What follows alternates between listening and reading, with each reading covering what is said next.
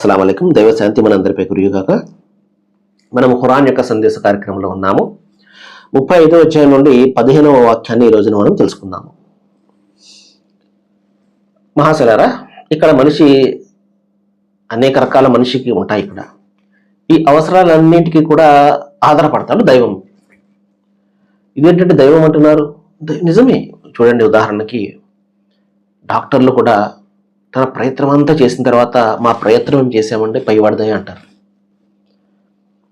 అలాగే శాస్త్రజ్ఞులు మరొకటి వాళ్ళు ఏం చేసినా కూడా మా ప్రయత్నం చేసామండి. ఆ తర్వాత ఇప్పుడు కూడా చూడండి, వాతావరణ శాస్త్రజ్ఞులు సైంటిస్టులు ఒక విషయం చెప్తారు. తుఫాను వచ్చింది, ఏర్పడింది, రేపు ఎక్కడికి వస్తుందని చెప్పేసి ఈలోగా దిశ మార్చేసుకుని ఎక్కడికో వెళ్ళిపోతుంది. వాళ్ళు ప్రకటిస్తారు, ఎందుకంటే వాళ్ళు మానవ మాత్రులే కదా మహాశలారా. కాబట్టి మనిషికి ఇవ్వబడినటువంటి జ్ఞానం ఏదైతే ఉందో పరిమితమైన జ్ఞానం. అది అతని శక్తి సామర్థ్యాలకు పరిమితి ఉంది. ఈ విషయాన్ని అతను గమనించాలి. తన సర్వశక్తిమంతుడు కాదు. దైవం ఇక్కడ ఏం చెప్తున్నాడంటే, మానవులారా, అల్లాహ్ యొక్క అవసరం గల వాళ్ళు మీరే. ఆయనకు ఏ అవసరం కూడా లేదు. ఆయన సమద్, ఆయన నిరపేక్షాపరుడు. ఎవరి అవసరత అక్కర ఆయనకి లేదు.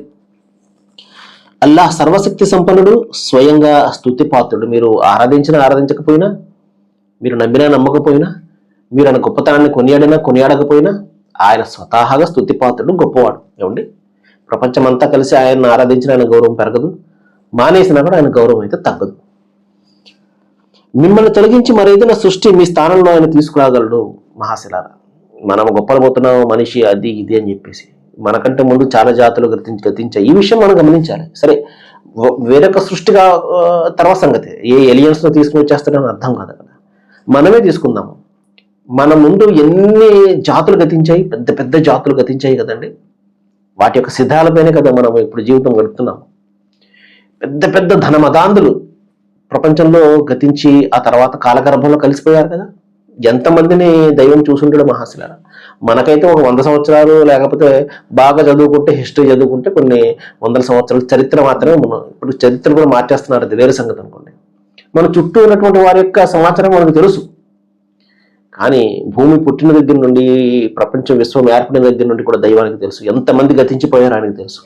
అదే ఇక్కడ చెప్తున్నాడు. ఆయన మీ అవసరం గల వాళ్ళు, ఆయన అవసరం గల వాళ్ళు మీరే. ఆయనకి ఏ అవసరం కూడా లేదు. ఆయన మిమ్మల్ని తొలగించి మరొక సృష్టించగలరు. ఆయన ఇష్టం అది. కాబట్టి ఆయనకు ఏమాత్రం కూడా ఇటువంటి చేయడం కష్టం కాదు. ఆయన ఇచ్చినటువంటి ఆ స్థానానికి తగిన విధంగా మీ ప్రవర్తన కలిగి ఉండండి. ఇది ఉద్దేశం. సర్వేజన సుఖినో భవంతు. Thank you.